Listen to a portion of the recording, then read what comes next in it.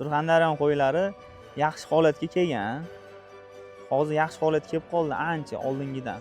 2006-yillari qo'y olishga borganimizda yaxshi qo'ylarni olib kelganmiz-da. Ular puliga qiziqib, yaxshi qo'ylarni sotavergan. Qirg'izistonga, Qozog'istonga, Toshkentga. Keyin o'zida puliga qiziqib sotgandan keyin o'zida suyagi mayda qo'ylar qolib ketib qoldi. Bir 10 yilcha Surxondaryoda qo'ylar suyagi maydalashib qoldi.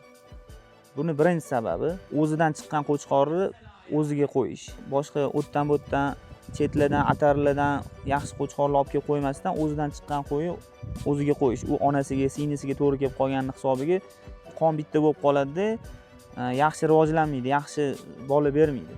Ikkinchi sababi mana to'xli bu yil, misol uchun 2026-yili qo'zi tug'ilsa, urg'ochi qo'zi.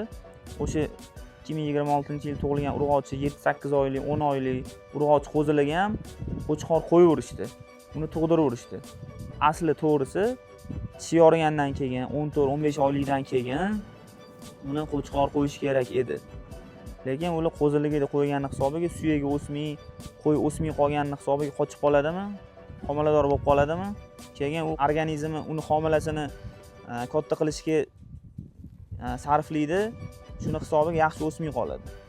Mana sababi. Yana uchinchi sababi yem berishmaydi, kam yem berishadi. O'sha yem bermasligi uchun ham yem bersa suyagi yaxshi o'sadi, qo'y yaxshi rivojlanadi. Mana shu 3 ta asosiy sababi.